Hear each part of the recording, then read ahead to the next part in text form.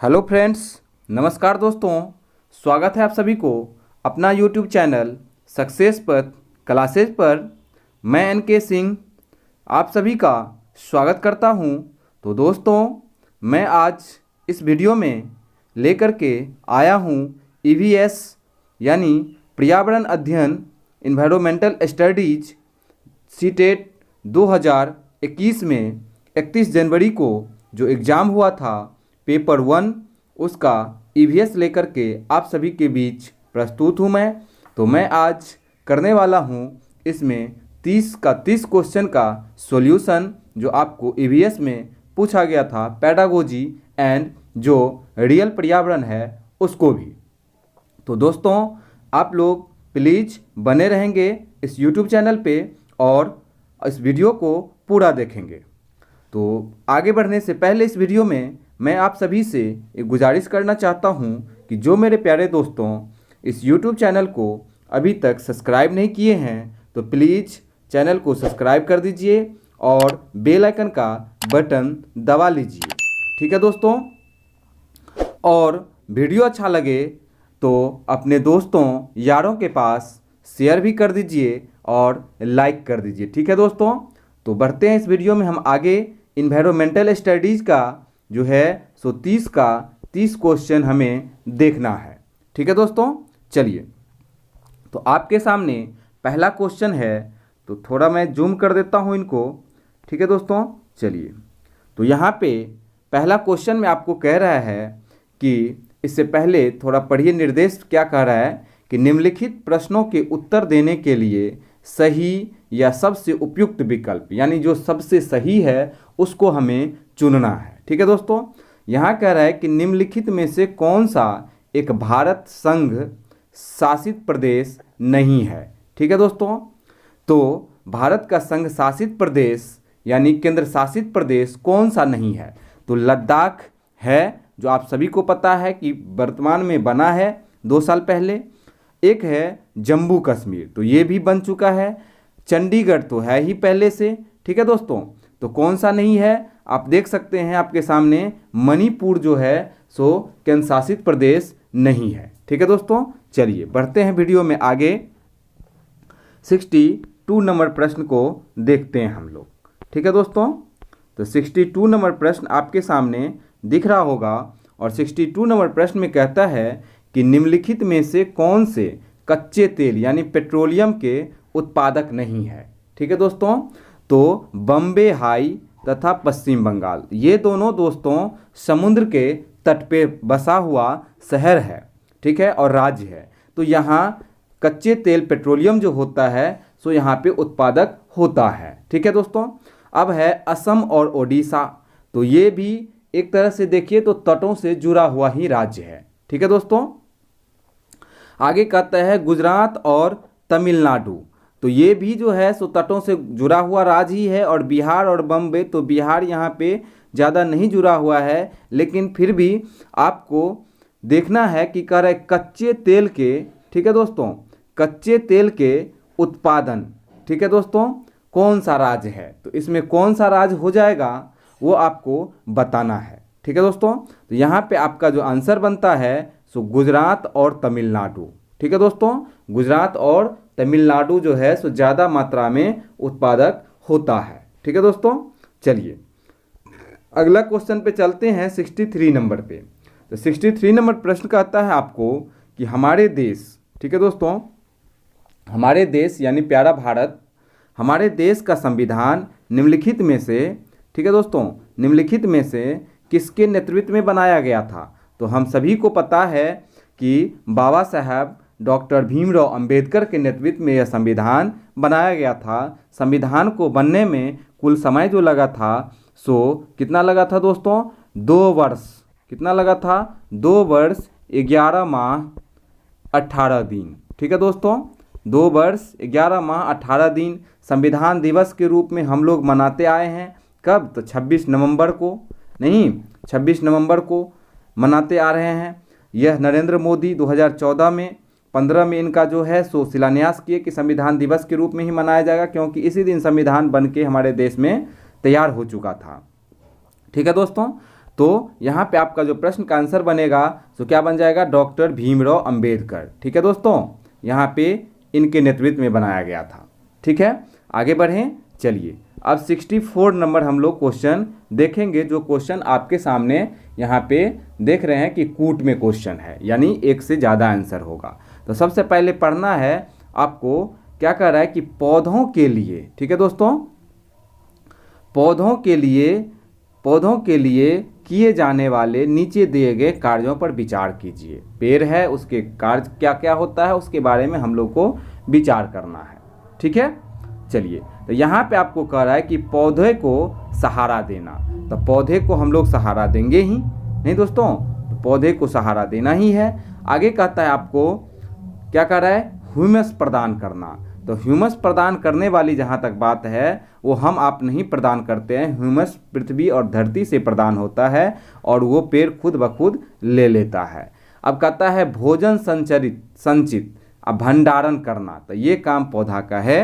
अब आगे कहता है पानी और खनिज को अवशोषित करना, पानी और खनिज जो है यह भी हम लोगों को डालना पड़ता है और पौधा इसको लेते हैं। ठीक है दोस्तों, यहाँ पे कह रहा है पौधे द्वारा किए जाने वाले कार्य, तो पौधा जो है ह्यूमस नहीं प्रदान करता है हम लोगों को। ठीक है, ह्यूमस प्रदान नहीं करता है, सहारा तो देता ही है, भोजन यह संचारित करता है, भंडारित करता है। ठीक है, तो यहाँ पे आपका जो आंसर बन जाएगा, कौन सा, बी को छोड़ दीजिए, सी और डी ए। ठीक है दोस्तों, ए सी डी, क्या सा बन जाएगा आपका आंसर, ए सी डी। तो यहाँ पे 4 नंबर सही हो जाएगा। चलिए आगे कहता है आपको 65 नंबर क्वेश्चन, तो इनके बारे में जानकारी पढ़िए। क्या कह रहा है दोस्तों, कह रहा है आपको यहाँ पे पोचमपल्ली भारत के दक्षिण राज्य का एक कस्बा है जो सुंदरता से डिजाइन की गई चमकदार रंगों की पोचमपल्ली साड़ियों और विशेष प्रकार की बुनाई, जिसे भी पोचमपल्ली ही कहते हैं, के लिए प्रसिद्ध है। यह कस्बा अब किस राज्य में है? और क्वेश्चन इसीलिए दोस्तों आपसे यहाँ पे पूछा गया है यह कि किस राज्य में पड़ता है, क्योंकि आंध्र प्रदेश जो था वो 2 टुकड़ा में बन गया 2014 में, नहीं, एक तेलंगाना और एक आंध्र प्रदेश बन गया। इसीलिए आपसे इस प्रकार का क्वेश्चन यह पूछ रहा है कि यह राज्य के किस भाग में चल जाएगा। ठीक है दोस्तों, तो बताइए, आप लोग यहाँ पे बताएंगे। आपका क्वेश्चन है 65 नंबर में कि पोचमपल्ली जो साड़ियाँ बनती है वह किस राज्य में, ठीक है, राज्य के किस भाग में बनता है। तो हम आपको पहले ही बता दिए कि आंध्र प्रदेश से टूटा हुआ राज्य तेलंगाना है, तो यहाँ पे कहाँ पे हो जाएगा, तेलंगाना में। ठीक है दोस्तों, चलिए आगे बढ़ते हैं। कह रहे 66 नंबर क्वेश्चन।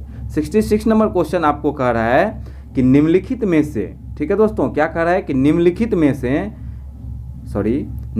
में से खाद्य पदार्थों के उस समूह को चुनिए जिसके प्रत्येक सदस्य में लौह प्रचुर, ठीक है, मात्रा में हो, लौह होना चाहिए। ठीक है दोस्तों, अब यहाँ पे कहते हैं लवणता जिसको कहते हैं, तो क्या सब वो चीज़ है, तो यहाँ पे देखेंगे हम लोग गुड़, आंवला, टमाटर। तो गुड़ आंवला तो होगा लेकिन टमाटर नहीं होगा यहाँ पे दोस्तों, नहीं। अब अगला कह रहा है कि आंवला, पालक, गुड़, तो इस सब में विटामिन ए भरपूर मात्रा में मिलता है, आंवला, पालक, गुड़ में। अब कहता है आंवला, बंद गोभी, टमाटर, तो ये तो हम पहले ही काट चुके हैं, बंद गोभी, टमाटर को। बंद गोभी, आंवला, पालक, तो ये यहाँ पे नहीं होगा। आपका आंसर क्या बन जाएगा, 2 नंबर, आंवला, पालक और क्या बन जाएगा दोस्तों, गुड़। ठीक है, तो ये आपका आंसर बन गया। चलिए अब आगे बढ़ते हैं। 67 नंबर क्वेश्चन कहता है, 67 नंबर कह रहे निम्नलिखित में से, क्या कह रहे दोस्तों, निम्नलिखित में से पक्षियों का वह समूह चुनिए जिसका प्रत्येक सदस्य हमारी तुलना में 4 गुनी अधिक दूरी वस्तु को स्पष्ट देख सकने योग्य है। तो आपको पता होना चाहिए कि चील, गीद और बाज हमसे यानी मनुष्य से 4 गुना ज़्यादा वह देखता है। ठीक है दोस्तों, और बाघ का बात आएगा तो बाघ कितना गुना, 6 गुना ज़्यादा देखता है मनुष्य की अपेक्षा, अंधेरा में भी। ठीक है, तो आप खोजिए यहाँ पे कौन सा चीज़ हो जाएगा। तो सबसे पहले फाख्ता, कौवा, ये तो आपको पक्षी हो गया, होगा नहीं। कबूतर, बाज, ठीक है, तोता, ये भी नहीं होगा। तो यहाँ पे क्या कर रहा है, आपके बारे में पक्षी से ही पूछता है, लेकिन पक्षी ऐसा यहाँ पे जो है हमको मिलना चाहिए। तो क्या हो जाएगा, चील, बाज, ठीक है दोस्तों, और गीद। ठीक है, आपका आंसर 4 नंबर। क्या सब बन जाएगा? चील, बाज और गिद्ध। ठीक है दोस्तों, चलिए अब हम चलते हैं 68 नंबर क्वेश्चन पे। ठीक है, 68 नंबर क्वेश्चन पे यहाँ पे कह रहा है आपको 68 नंबर में देखेंगे, कह रहा है कि नीचे दिए गए, ठीक है दोस्तों, क्या कह रहा है? नीचे दिए गए किस राज्य के ग्रामीण लोग अपने ढालू छत वाले लकड़ी के मकान मजबूत बांस के खंभों यानी धरती से 3 से 3.5 मीटर ऊंची पर बनाते हैं। 3 से 3.5 मीटर कहने का मतलब है दोस्तों, यानी 1 मीटर में लगभग अप्रॉक्स में 3 3.5 जो है सो फिट होता है। ठीक है, फिट होता है।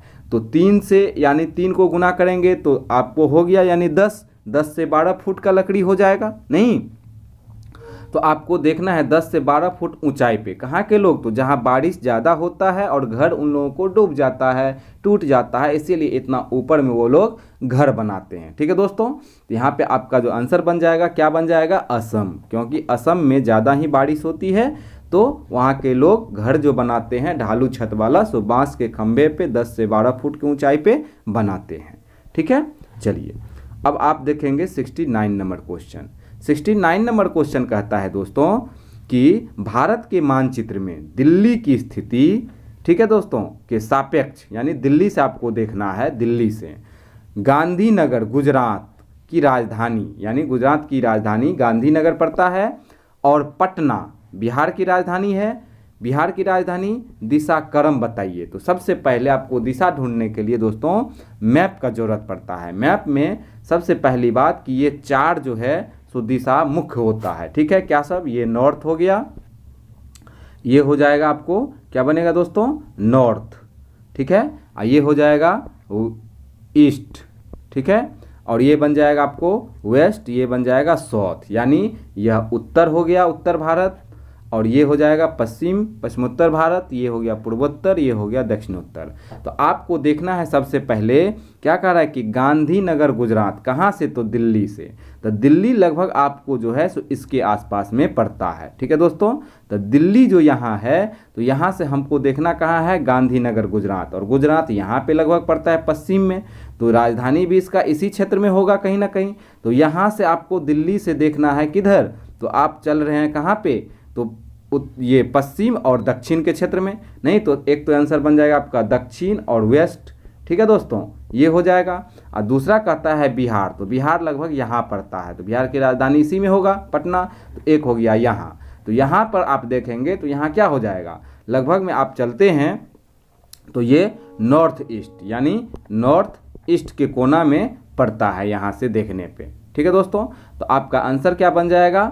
आप देखेंगे यहाँ पे कि साउथ वेस्ट और नॉर्थ ईस्ट यानी दक्षिण पश्चिम और उत्तर पूरब। तो आप ढूंढिए कहाँ पे है आपको? यहाँ पे। ठीक है दोस्तों, यहाँ पे आपको ये जो मैपिंग का हम बताए हैं ये, तो दिल्ली लगभग यहाँ पे पड़ता है, और यहाँ से आपको गुजरात यहाँ पे देखना पड़ेगा, और बिहार जो है सो यहाँ पे पड़ता है, तो यहाँ से ये इधर आया, तो यहीं पे 4 लाइन खींच दीजिए और यहाँ से आप देखिए तो यह जो है दिल्ली से कहाँ चल जाएगा? तो यह हो जाएगा साउथ और वेस्ट ईस्ट में। ठीक है दोस्तों, दक्षिण पूरब, और यहाँ क्या बन जाएगा आपको? दक्षिण पश्चिम में। तो आपका आंसर ढूंढिए क्या हो जाएगा? तो पहला कहता है दक्षिण पूरब और दक्षिण पश्चिम, तो दक्षिण पूरब और दक्षिण पश्चिम। ठीक है दोस्तों, जो कि गलत है, क्योंकि पहले तो हमको गुजरात वाला लेना है ना, तो दक्षिण पश्चिम जो यहाँ पे आया था और दक्षिण पूरब जो इधर आया था। तो आपका आंसर 2 नंबर यहाँ पे सही हो रहा है। ठीक है दोस्तों, चलिए अब 70 नंबर क्वेश्चन कहता है, 70 नंबर में क्वेश्चन में कहता है आपको कि निम्नलिखित में से किसने मटर के पौधे के साथ प्रयोग किए यह पाया कि मटर के पौधे में कुछ ऐसे लक्षण होते हैं जो जोड़ियों में पाए जाते हैं, और जैसे चिकने, खुरदुरे, लंबे या बौने, पीले या हरे आदि। ठीक है दोस्तों, तो कौन ऐसा जो है सो वैज्ञानिक थे जो मटर के पौधा पे अपना जो है सो रिसर्च किए थे, अनुसंधान किए थे, खोज किए थे। ठीक है दोस्तों, आपका आंसर क्या बन जाएगा? यहाँ पे ग्रेगरी जॉन मेंडल होगा। नहीं तो यह जो है सो अपना मटर के पौधा पे अपना यह रिसर्च किए थे। ठीक है, चलिए अब आपको देखना है आगे 71 नंबर क्वेश्चन। 71 नंबर क्वेश्चन कहता है कि निम्नलिखित में से कौन सा एनसीएफ 2005 नेशनल करिकुलम फ्रेमवर्क, ठीक है दोस्तों, अनुसार ईवीएस पाठ्यक्रम में सुझाए गए 6 विषय में से एक है। तो 6 थीम आप लोगों को याद होना चाहिए। 6 थीम क्या क्या है पर्यावरण में, तो 6 थीम आपको हो जाएगा। सबसे पहले जो आता है, क्या सब आता है तो बताइए। 6 थीम मेन पर्यावरण में होता है, क्या क्या सब, तो आपको पहला हो जाता है, मान लेते हैं भोजन, ठीक है। दूसरा आवास, ठीक है दोस्तों। आगे है यात्रा, 3 हो गया। उसके बाद क्या हो जाएगा आपको, भोजन, आवास, यात्रा। उसके बाद हो जाता है हम चीज़ें कैसे बनाते हैं और कैसे प्रयोग करते हैं, 4 हो गया। उसके बाद आता है हवा यानी पवन जो हम लोग लेते हैं, ठीक है दोस्तों। एक होता है पानी। यह 6 थीम जो है सो पर्यावरण का है एनसीएफ के अनुसार। तो इसमें से आपका कौन सा हो जाएगा, पदार्थ, तो पदार्थ नहीं होगा यहाँ पे, उसी में आ जाएगा। प्राकृतिक संसाधन तो मानव निर्मित में ही आ जाएगा। चीज़ें हम बनाते हैं और करते कैसे हैं, नहीं, मेक थिंग्स और डू थिंग्स, यानी हम इसको कैसे किस प्रकार उपयोग करते हैं, काम कैसे करती है ये नहीं। तो आपका आंसर क्या बन जाएगा, 71 का 3 नंबर, ठीक है दोस्तों। चलिए अब है आपको 72, तो कूट में यहाँ पे आंसर आपको होगा। 72 में कह रहा है कि उप व्याख्यान अभिलेखों में क्या नहीं दर्ज करना चाहिए, तो मुख्य रूप से समस्याग्रस्त स्थितियों की पहचान करना, ठीक है दोस्तों। अब कह रहे निर्णय वाले कथनों को लिखना। अब आगे कह रहे मजबूतियों और कमजोरियों को पहचानना, बच्चों की रुचि और संबंधों आदि को पहचान करना। तो अब समझिए, मुख्य रूप से आपको कह रहा है ना, मुख्य रूप से पूछ रहा है, तो यहाँ पे आंसर क्या बनेगा ये देखिए। तो सबसे पहली बात करें बच्चों की रुचि और संबंधों के आदि का पहचान करना, तो ये उप व्याख्यान में नहीं होना चाहिए, ठीक है। अब आगे कहता है मजबूतियों और कमजोरियों का पहचान, तो आप ये भी नहीं करेंगे इसके अनुसार। आप जो है सो क्या करेंगे यहाँ पे व्याख्यान में, तो निर्णय लेने वाले कथन को लिखना, क्या निर्णय लेता है। अब मुख्य रूप से समस्याग्रस्त बालक को पहचान करना, ये 2 बातें जो है सो हम नहीं कर सकते हैं, ठीक है दोस्तों इसमें, क्योंकि आप जो है सो सिर्फ और सिर्फ समस्याग्रस्त बालकों को ही पहचान नहीं करेंगे और सारे बालक को भी ढूंढेंगे। निर्णय लेने वाले कथन नहीं होना चाहिए यहाँ पे, ठीक है। जैसे मजबूती और कमजोरी का पहचान, ये आपको होना चाहिए कि किसका कौन सा सब्जेक्ट मजबूत है, कमजोर है, कहाँ नहीं समझा। बच्चे का रुचि और संबंध आदि को पहचान, क्या रुचि है उसके अनुसार काम करना है, तो ये एनसीएफ के अनुसार चलता है। यहाँ पे कह रहा है कौन सा नहीं होगा, तो ए और बी आपका आंसर नहीं हो जाएगा, ये हो जाएगा। सॉरी, हम इसमें कह दिए थे नहीं, जबकि हमको हाँ कहना था। तो आपका आंसर क्या बन जाएगा, ए और बी, क्योंकि सी और डी सही है, ए और बी गलत है, तो हमको गलत वाला ही आंसर इसमें चूज करना था, ठीक है दोस्तों। चलिए अब हम चलते हैं 73 नंबर क्वेश्चन पे। तो 73 नंबर क्वेश्चन आपको कह रहा है, यहाँ पे कह रहा है कि आप एक एकीकृत ईवीएस कक्षा के लिए कैसे योजना बनाएंगे, एकीकृत, ठीक है दोस्तों। कह रहा है एक पाठ में 2 या अधिक विषय क्षेत्रों को शामिल करेंगे, ठीक है। तो हो सकता है अधिक हम शामिल कर सकते हैं। अब कह रहा है कि अलग अलग योजना में सभी विषय को नहीं, यहाँ पे थोड़ा अरुचिकर हो जाएगा, ठीक है दोस्तों। अब आगे कहता है कि विज्ञान और सामाजिक विज्ञान, ठीक है दोस्तों, क्या कह रहा है, विज्ञान और सामाजिक विज्ञान के लिए, यहाँ पे कह रहा है विज्ञान और सामाजिक विज्ञान के लिए अलग अलग अध्यापकों का प्रबंध करेंगे, ठीक है। तो यहाँ पे एक भी अध्यापक पढ़ा सकते हैं, ऐसा नहीं है कि अलग अलग ही होना चाहिए, ठीक है। अब कह रहा है पर्यावरण विज्ञान के लिए अलग अध्यापक, तो ये आप प्राथमिक स्तर पे हैं तो एक शिक्षक भी इनको पढ़ा सकते हैं, क्योंकि उनके पास लगभग जानकारी सब कुछ का रहता है, ठीक है। तो आपका आंसर क्या बन जाएगा दोस्तों, यहाँ पे 1 नंबर ही बन जाएगा कि एक पाठ में अधिक से अधिक विषय क्षेत्र को हम शामिल करेंगे। क्योंकि आप देखेंगे ना, तो 1 क्लास में सिर्फ 3 बुक पढ़ाया जाता है। पहला एक हो गया हिंदी, ठीक है, और दूसरा हो गया आपको जो है सो मैथ, ठीक है, और तीसरा हो गया आपको गणित। ये गणित तो बता ही दिए, हिंदी, मैथ, एक हो जाता है आपको ये इंग्लिश। ये 3 सब्जेक्ट ही बस पढ़ाया जाता है आप बच्चा को। तो यहाँ पे कक्षा 2 तक का ये कर सकते हैं और 3, 4, 5 में भी ये लोग पढ़ा सकते हैं, क्योंकि अलग अलग सब्जेक्ट नहीं होता है। अब चलते हैं 74 नंबर क्वेश्चन पे, ठीक है दोस्तों। तो 74 नंबर क्वेश्चन आपको क्या कहता है कि पुनीत ने अपनी कक्षा 5 के शिक्षार्थियों, ठीक है दोस्तों, क्या कह रहा है, कक्षा 5 के शिक्षार्थियों को मानव शरीर की एक रूपरेखा दी और उन्हें भोजन विषय पढ़ाने के पहले पाचन तंत्र को बनाने को कहा। पुनीत क्या चाहता है?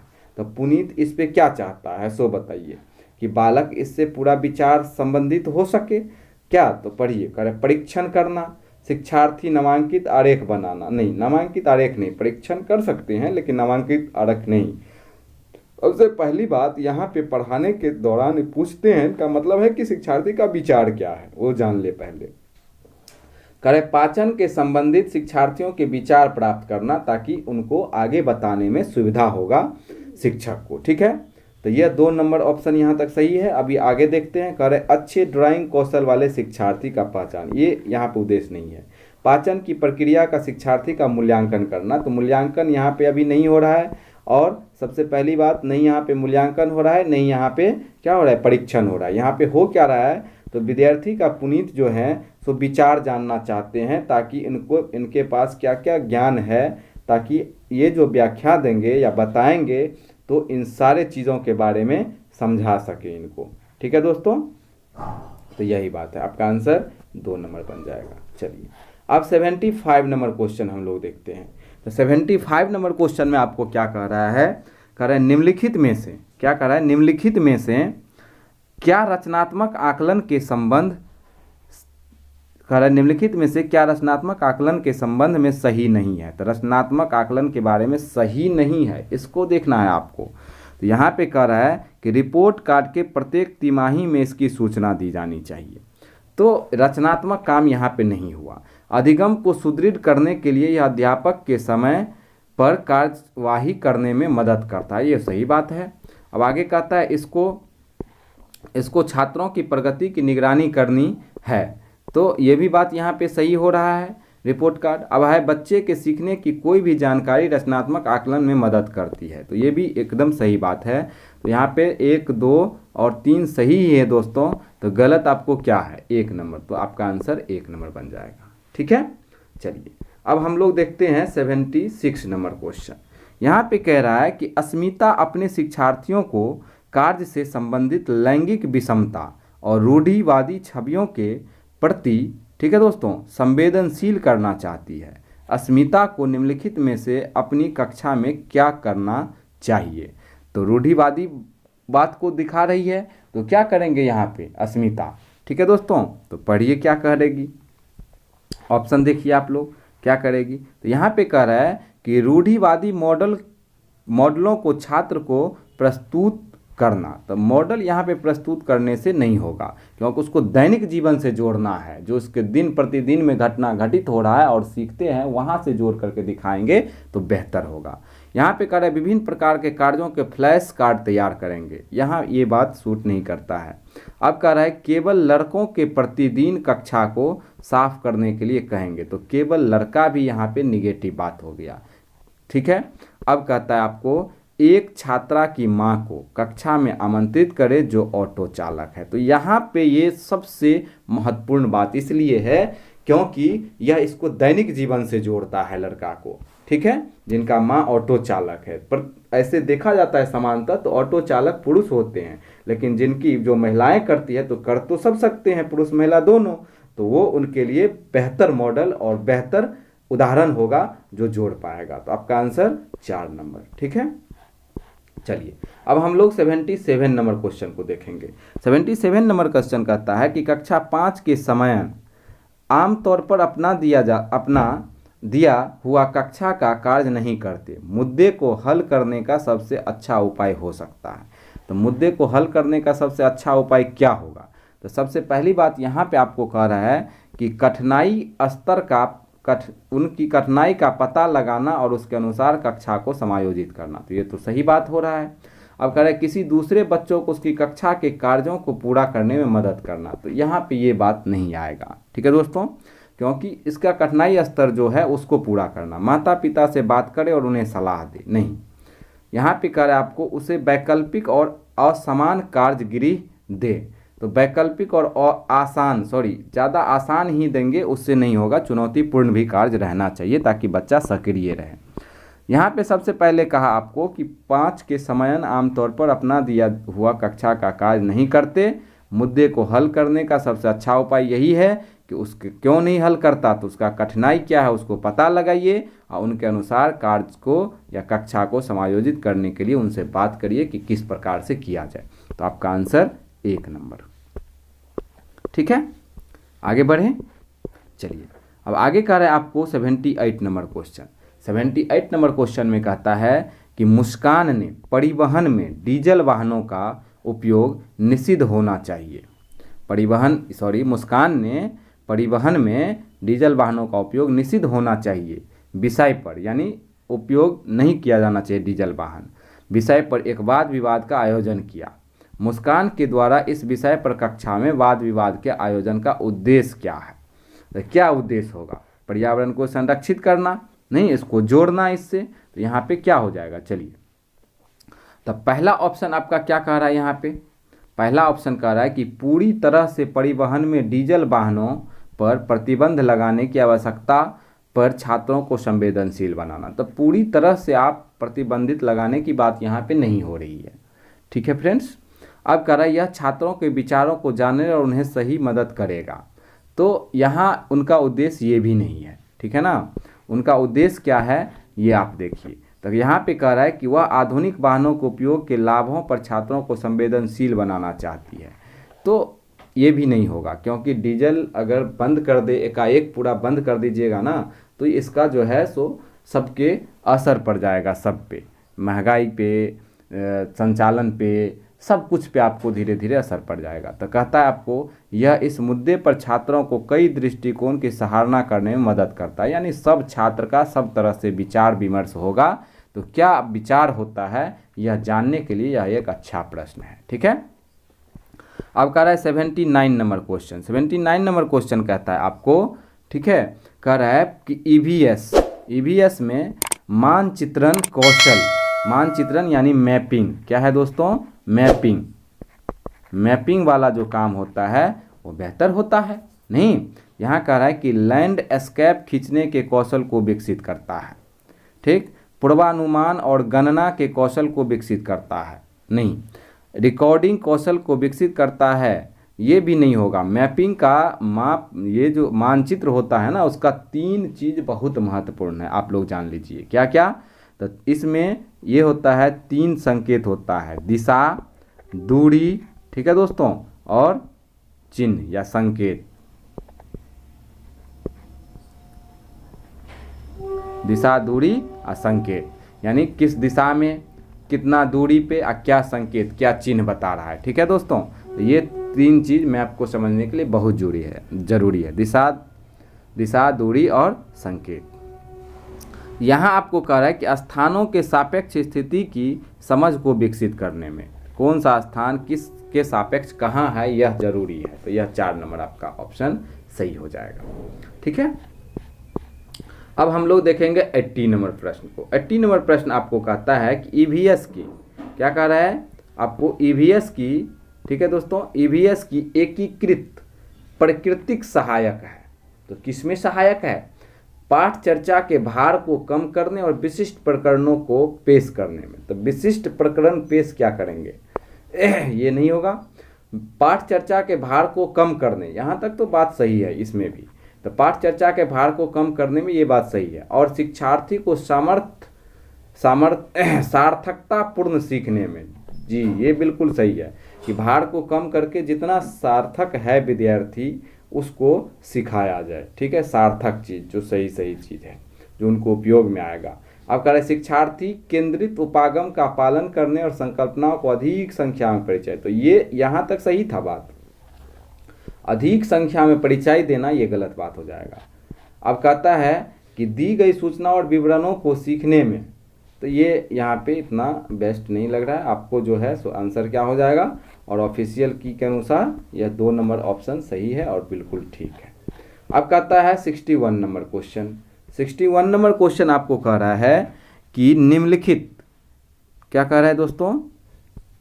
निम्नलिखित में क्या ईवीएस में आकलन का एक व्यापक संकेत नहीं है? क्या नहीं होगा, इसके बारे में हमको बताना है। तो सहयोग, ये तो सही बात है। न्याय के प्रति सरोकार, ये भी सही बात है। समानता के प्रति सरोकार, ये भी सही बात है। अवधारणा मानचित्रण यानी कॉन्सेप्ट का जो मानचित्रित करते हैं वो कॉन्सेप्ट जो है सो क्या कर रहा है, व्यापक संकेतक नहीं है। तो यही बात सही है कि अवधारणा मानचित्रण व्यापक जो है सो संकेतक नहीं है। यह कॉन्सेप्ट मैपिंग का जो है सो यहाँ पे संकेत में नहीं हो सकता है। चलिए अब कह रहा है 82 नंबर क्वेश्चन। 82 नंबर कहता है कुछ हजार साल पहले भारत में तालाबों के निर्माण के अलब्रूनी के अवलोकन के आधार पर कक्षा 5 की ईवीएस के पाठ्य पुस्तक में एक अनुच्छेद है। इस अनुच्छेद को शामिल करने का उद्देश्य क्या होगा? क्यों शामिल किया गया था यह उद्देश्य, तो इसको हमें देखना है। ठीक है दोस्तों, कैसे? तो इस उद्देश्य को शामिल क्यों किया गया था, सबसे पहली बात ये है। तो यहाँ पे हमको देखना पड़ेगा क्या सब कह रहा है। ठीक है, तो यहाँ पे कह रहा है कि यह इतिहास के, ठीक है, क्या कह रहा है, यह इतिहास के स्रोतों की पहचान करने में शिक्षार्थियों को मदद करेगा। ये बात सही है कि जो बीत चुका है, जो इतिहास है, उसको पहचानने में हमें वह अनुच्छेद याद मदद करते हैं। कह रहा है शिक्षार्थियों को उनके अवलोकनों की रिकॉर्डिंग में सुधार करने में सहायता करता है। ये भी बात सही है। अब आगे कहता है आपको कि यह शिक्षार्थियों को कुछ हजार साल पहले भारत में मौजूद तकनीक सराहना करने में मदद करता है। तो ये भी बात यहाँ पे ये बात सही नहीं है कि कुछ हजार साल पहले, बहुत दिनों पहले भी कुछ था। तो कह रहा है यह शिक्षार्थियों को कुछ हजार साल पहले भारत में मौजूद तकनीक की सराहना करने में, तो सराहना नहीं, यह जानकारी लेने में मदद करेगा। सराहना करने से क्या होगा, तो यह बात यहाँ पे आकर के गलत कर दिया। अब कह रहा है यह शिक्षार्थियों को इतिहास में साक्ष्य की भूमिका सराहना करने में मदद करता है। जो हमारे पास चीज़ें हैं उसको हम जो हैं सो अपने उपयोग करते हैं, तो सराहना करने में भी अच्छा लगता है। तो यहाँ पे आपका आंसर हो जाएगा ABC, 2 number, ABCD 2 number answer हो जाएगा। ठीक है, चलिए अब चलते हैं हम लोग 83 नंबर क्वेश्चन पे। 83 नंबर क्वेश्चन कहता है कि अपनी कक्षा, ठीक है, अपनी कक्षा में 50 से अधिक छात्रों के साथ वाणी उन्हें एक ऐसी गतिविधि में जोड़ना चाहती है जिसमें सीखने को बढ़ाने के लिए अधिकतम संख्या में इंद्रियां शामिल हो। निम्न में से कौन सा क्रियाकलाप उपरोक्त कार्य के लिए ठीक होगा? इंद्रियां शामिल हो, यानी इंद्रियां कितना है दोस्तों? तो इंद्रियां जो है सो 2 प्रकार का, एक काम इंद्री और एक ज्ञान इंद्री। तो ज्ञान इंद्री कितना है? 5 है। नहीं, ये आप लोगों को पता होना चाहिए। सेंस ऑर्गन्स टोटल कितना है? 5 है। ठीक है, ये पता ही होगा कितना 5 कौन कौन सा है? कौन कौन सा है? आँख, कान, नाक। ठीक है दोस्तों, आँख, कान, नाक, जीभ और त्वचा, ये 5 चीज़ें हैं जहाँ से लोग फील करता है, महसूस करता है। तो यहाँ पे क्या हो जाएगा आपको आंसर? ठीक है दोस्तों, तो देखते हैं। कह रहा है कौशल के प्रदर्शन के लिए समुदाय से संदर्भ में व्यक्तियों को आमंत्रित करना, तो ये बात नहीं होगा। अब कह रहा है समूह चर्चा को प्रोत्साहित करना, तो समूह चर्चा प्रोत्साहित करना यह सही बात है, लेकिन इतने लोगों को इंद्रियों को शामिल करना चाहता है कि सभी प्रकार से वह सीख सके और समझ भी सके। ठीक है, तो समूह चर्चा में तो सिर्फ मौखिक बातें ही होगा, नहीं, तो मौखिक बातें ही होगा, तो यहाँ पे ये बात तो होगा ही नहीं, यहाँ पे उपयुक्त नहीं उतना लग रहा है। ठीक है, इस ऑप्शन क्वेश्चन के अनुसार। अब कह रहा है आपको कि उचित AB साधन के लिए स्मार्ट कक्षा प्रयोग, ये भी इतना उपयुक्त नहीं लग रहा है। अब कह रहे हैं नज़दीक के स्थान के लिए क्षेत्र भ्रमण का आयोजन, क्षेत्र भ्रमण करेंगे तो वह फील भी कर सकता है कितना सुंदर यहाँ पे हवा आ रहा है, कितना मोहक सुगंध आ रहा है, कोई फल है तो तोड़ के खा भी सकता है, कितना स्वादिष्ट है। कानों से अपने आवाज़ को, यह जो वातावरण होता है, भौतिक चीज़ें हैं, प्राकृतिक है, उसको सुन भी सकता है, आंखों से देख सकता है। तो यहाँ पे सब का सब इंद्री एक्टिव रहेगा इनका। ठीक है, चलिए, तो इसका आंसर 4 नंबर आपको हो जाएगा। आगे बढ़ते हैं।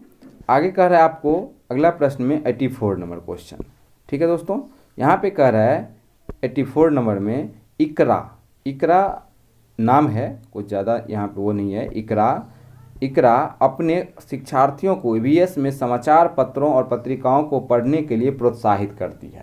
तो समाचार पत्र को पढ़ करके क्या फ़ायदा होगा, इसलिए क्यों प्रोत्साहित करती है, तो इनका क्या मतलब है कि मनोरंजक साधनों का उपलब्ध, ये बात नहीं, ये शिक्षार्थी को उनके अपने संसार से जुड़ने में मदद करता है। ये बिल्कुल सही बात है कि यह जो अपना संसार है, जीवन है, दुनिया है, इसमें कहाँ पे क्या चल रहा है, इससे जुड़ने में बहुत मदद करता है समाचार पत्र। अब कह रहे शिक्षार्थी को स्वतंत्र बनाने में सहायता करते हैं, तो यहाँ पे मेन उद्देश्य ये हो जाएगा, शिक्षार्थी को प्रतिस्पर्धी बनाते हैं, तो ये सब बात यहाँ नहीं होगा। ठीक है, तो यहाँ पे आपका आंसर 2 नंबर सही है। अब 85 नंबर क्वेश्चन देखते हैं। 85 नंबर क्वेश्चन कहता है पर्यावरण अध्ययन में प्रश्न करने को एक युक्ति के रूप में उपयोग किया जाता है। किसको उपयोग करते हैं, तो यहाँ पे आपको कह रहा है कि अनुशासन को बनाए रखने के लिए, तो ये इतना महत्वपूर्ण नहीं है। यहाँ पे ध्यान खींचने के लिए, तो ध्यान खींचने के लिए भी यहाँ पे इतना ज़्यादा वो महत्वपूर्ण नहीं है। नियमों को पालन को बढ़ावा, ये सब आपका एनसीएफ नहीं कहता है। कक्ष में जिज्ञासु को बढ़ावा देना, ये बात बिल्कुल सही है कि कक्ष में बालक को एक जीवंत प्रक्रिया में रखा जाए, क्रिएटिव बना करके रखा जाए, जिज्ञासु उत्सुक बना करके रखा जाए किसी चीज़ को समझने के लिए। आपका आंसर 4 नंबर। ठीक है दोस्तों, वीडियो थोड़ा बड़ा हो ही गया है और ये 30 क्वेश्चन का हमने टारगेट लिया है, तो 30 क्वेश्चन हम कर लेंगे आज। ठीक है दोस्तों, इसको और आप लोग देखिए। यहाँ पे कह रहा है कि नीचे दिए गए कौन से राज्य में तोरांग, ठीक है दोस्तों, का अर्थ जंगल होता है। अब समझिए, तोरांग जो है ना, कुडुक एक भाषा है, जबकि तोरांग क्या है, तोरांग कहने का मतलब है जंगल। तो तोरांग कहने का मतलब है जंगल। ये आदिवासी लोग जहाँ पे रहते हैं तो वहाँ उनका भाषा जंगल का कुडुक होता है, लेकिन अर्थ तोरांग का मतलब जंगल होता है। तो यह कहाँ, तो यह जो है दोस्तों झारखंड में जंगल, आदिवासी लोग वहाँ पे रहते हैं ज़्यादा, पहाड़ी क्षेत्र में, और जंगल भी है, तो इसीलिए वहाँ जंगल को भारी मात्रा में है, तो उसका नाम जो है आदिवासी लोग क्या कहते हैं, तोरांग। तो यह झारखंड हो जाएगा। ठीक है, चलिए अब आपको 87 नंबर क्वेश्चन में कहता है दिशा वाला क्वेश्चन। तो यहाँ पे आपको कह रहा है कि आपका घर x पर स्थित है, तो चलिए आपका घर x पे स्थित है, बना लीजिए। कह रहा है तथा आपका विद्यालय y पर स्थित है, आपका विद्यालय y है और घर जो है x है। ठीक है दोस्तों, ऐसे समझते हैं इस प्रश्न को। घर जो है कहाँ है, x पर है, ठीक है, और विद्यालय कहाँ है, तो विद्यालय y पर है। ठीक है, अब कहता है यद्यपि आपका विद्यालय ठीक सामने है, परंतु बीच में व्यस्त राजमार्ग होने के कारण आप सीधे नहीं जा सकते हैं। मतलब आपका विद्यालय सामने है, लेकिन आप जो है सो व्यस्त राजमार्ग, यानी व्यस्त है वो रास्ता, तो आप इससे सीधे नहीं जा सकते हैं। तो अब प्रश्न क्या कहता है आपको कि अतः आप पहले ठीक दक्षिण में 125 मीटर जाएं। अब समझिए, दक्षिण में 125 मीटर, तो आप जो है यहाँ पे x पे घर है, तो यहाँ से दक्षिण हम चलेंगे तो नीचे चलेंगे नहीं, तो 125 मीटर नीचे चले। ठीक है, अब कहता है फिर पूरब में 100 मीटर चले, तो पूरब में 100 मीटर ही हमको जाना है, तो 100 मीटर चल गए पूरब में। ठीक है, तो पूरब इधर ही जाएंगे। अब कहता है लंबा सुरंग पथ पार करते हैं, कर लिए, और अंत में आप ठीक उत्तर में, तो उत्तर यानी ऊपर के तरफ 125 मीटर चलें, तो 125 मीटर आ गए ना हम यहीं पे, सेम टू सेम यहाँ पे। अब कहता है y पर अपने विद्यालय पहुँचते हैं, तो y यहाँ पे पहुँच चुके हैं। अब कह रहे विद्यालय के सापेक्ष x आपका घर कहाँ स्थित है, तो अब समझिए, यह हुआ विद्यालय, यह हुआ घर, तो यहाँ से आपको देखना है इधर, कहाँ से, तो यह विद्यालय से आपको इस साइड में देखना है। तो इस साइड में आप जैसे ही देखेंगे तो यहाँ से आपको क्या दिखेगा, यहाँ पे आपको x था। ठीक है दोस्तों, यहाँ पे x था, यहाँ से 125 चले, फिर 100 चले आप, 125, फिर उत्तर कहा 125 चलना है, और y पे आप पहुँच गए। तो इधर से जो यहाँ पे देखेंगे सापेक्ष में, तो कहाँ पे, तो पश्चिम साइड चलेगा। यहीं पे 4 लाइन खींच लीजिए, यह हो गया आपको पूरब, यह हो गया उत्तर, यह हो गया दक्षिण, ये हो गया आपको पश्चिम। ठीक है, तो हम किधर देखेंगे, पश्चिम साइड। पश्चिम साइड कितना, 100 मीटर नहीं। तो अब आपसे देखिए क्वेश्चन क्या करता है, 125 मीटर ठीक दक्षिण, तो दक्षिण तो होगा नहीं, ठीक पूरब ये नहीं होगा, तो सबसे पहले 125 तो मेरा आंसर ही नहीं हुआ, इसको दोनों को काट देंगे। 100 वाला आंसर होता है, 100 मीटर हमको जाना है, नहीं किधर, तो पश्चिम के साइड में, तो 100 मीटर पश्चिम आपका आंसर क्या बन जाएगा, 3 नंबर आपका आंसर बन गया। ठीक है, चलिए आपका आंसर क्या बना? 3 नंबर। 100 मीटर जो है आपको पश्चिम साइड में जाना है। आगे बढ़ते हैं 88 नंबर क्वेश्चन पे। ठीक है, तो 88 नंबर क्वेश्चन पे हम आगे बढ़ेंगे। यहाँ पे देखेंगे, कह रहा है कोई लड़का, ठीक है दोस्तों, इस प्रश्न सबको समझिए, पूछता है इस टॉपिक पे प्रश्न। यहाँ कह रहा है कोई लड़का नागरलोई से मड़गांव जाने के लिए 4 जून 2020 को किसी रेलगाड़ी में सवार हुआ। 4 जून 2020 यह रेलगाड़ी 22:30 बजे नागरलोई से चली और 6 जून 2020 को 4:30 बजे मड़गांव पहुंची। यदि समय अंतराल रेलगाड़ी इतना किलोमीटर दूरी तय की तो रेलगाड़ी का औसत चाल क्या थी? ठीक है दोस्तों, तो रेलगाड़ी का औसत चाल हमको निकालना है। सबसे पहले आपको क्या करना होगा, इस प्रश्न को समझिए। लड़का कब चला? 4 जून को। कब चला दोस्तों? 4 जून को। ठीक है, अब ध्यान दीजिए थोड़ा, यह प्रश्न सब एकदम इजी है, बस आपको समझना है। कब चला लड़का? 4 जून को, नहीं 4 जून 2020। टाइम देखिए आप, टाइम कितने बजे? तो 22:30। और जब रेलवे का समय आप देखेंगे तो 24 घंटा वाला घड़ी होता है। अब कह रहा है और नागरलोई 6 जून 2020 को 4:30 बजे मड़गांव पहुंच गया। अब पहुंचा कब? तो 5 को जब चला होगा तो 5 को 22:30 बजे तक लड़का कितना देर चल गया होगा? 24 घंटा चल लिया, नहीं। अब 5 से लेकर के 6 जून को वह जो है सो 4:30 में पहुंच जाता है। ठीक है दोस्तों, 30 मिनट में पहुंच जाता है। तो यहाँ 5 से लेकर के यहाँ तक कितना टाइम हुआ? तो इसके लिए सबसे पहले 24 बजे जो होता है, तो 24 जो बजा तो 24 में से जो है सो आप 22:30 को घटाइए तो कितना टाइम हुआ? यहाँ पे आधा घंटा हो जाएगा, यहाँ पे 1 घंटा, यानी 1 घंटा 30 मिनट। अब 1 घंटा 30 मिनट यहाँ पे हो गया, तो अब जोड़िए, 24 घंटा वो चला, फिर 1 घंटा 30 मिनट ये चला। ठीक है दोस्तों, 1 घंटा 30 मिनट, और उसके बाद 24 से लेकर के 4:30 में वह पहुंच ही गया। तो 4:30 घंटा ये हो गया आपको, तो टोटल कितना हो गया? यह 1 घंटा हो जाएगा। ठीक है, यहाँ पे 5 और 4 9, 1 10 हो गया ये भी, और ये 2 1 3, तो यानी टोटल समय उसको 30 घंटा लगा। और अब यहाँ पे आपको समय ये किलोमीटर निकालना है, तो इसका आंसर होता है चाल बराबर क्या होता है दोस्तों? चाल बराबर क्या हो जाएगा? दूरी बट्टे समय। क्या हो जाएगा? दूरी बट्टे समय। तो दूरी है 1145, समय हुआ 30 घंटा। काटिए 5 से, 5 से काटेंगे 5 दूना 10 हो गया। ठीक है दोस्तों, और फिर 5 दूना 10 हो गया, 5 9 में 45 हुआ, नीचे हो गया 5 छक्के 30। अब इसको काटेंगे तो कितना हो जाएगा? 36 का 18 हो गया, 4 बचा। अब 4 पे 9 उतर गया तो कितना हो गया? 6 8 48 हो गया, यानी 38 पॉइंट कुछ होगा। तो आप देख लीजिए आपका आंसर कौन सा हो जाएगा? आपका आंसर 2 नंबर हो जाएगा, 38.5 किलोमीटर। ठीक है, इस तरह से निकाल लेंगे, आसानी से पढ़ते जाएंगे, काम करते जाएंगे। अब कह रहा है 89 नंबर क्वेश्चन। 89 नंबर क्वेश्चन आपको कह रहा है, यहाँ पे समझना होगा। कह रहा है नीचे दिया गया कौन सा कथन मधुमक्खियों की छत्तों के विषय में सही नहीं है? तो मधुमक्खी के छत्ता के विषय में सही नहीं है। यहाँ पे कह रहा है, मेरे प्यारे दोस्तों, अगर वीडियो अच्छा लग रहा हो तो आप प्लीज़ लाइक एंड कमेंट जरूर कीजिए वीडियो को, ठीक है, और शेयर भी करें। और चैनल को अभी तक सब्सक्राइब नहीं किए हैं तो प्लीज़ सब्सक्राइब कर लीजिए आप लोग, ठीक है। और आपका सब्सक्रिप्शन, लाइक, कमेंट, शेयर हमको हौसला बढ़ाता है, ठीक है दोस्तों। चलिए तो इस प्रश्न को देखते हैं। कह रहा है प्रत्येक छत्ते में एक रानी मधुमक्खी होती है जो अंडे देती है। तो ये तो सही बात है, हमको गलत वाला ढूंढना है। नर मधुमक्खी छत्ते के लिए अत्यंत महत्वपूर्ण होते हैं, ठीक है दोस्तों। तो ये यहाँ पे ज़रूरी बात नहीं है, नर मधुमक्खी अत्यंत महत्वपूर्ण नहीं होता है, क्योंकि वो ज़्यादा काम भी नहीं करता है, बस वह जो है रानी मधुमक्खी को अंडे देने में सहयोग करती है, जो आप लोग समझ रहे हैं नहीं। अब आगे कह रहा है कि छत्ते में बहुत सारी काम करने वाली मक्खियाँ होती हैं। सही बात है, छत्ते में केवल नर मधुमक्खी होती है, ठीक है दोस्तों। छत्ते में केवल कुछ नर मधुमक्खी, ये बात सही है। ये आप सिर्फ केवल पढ़ लीजिएगा नर तो गलत हो जाएगा, कुछ।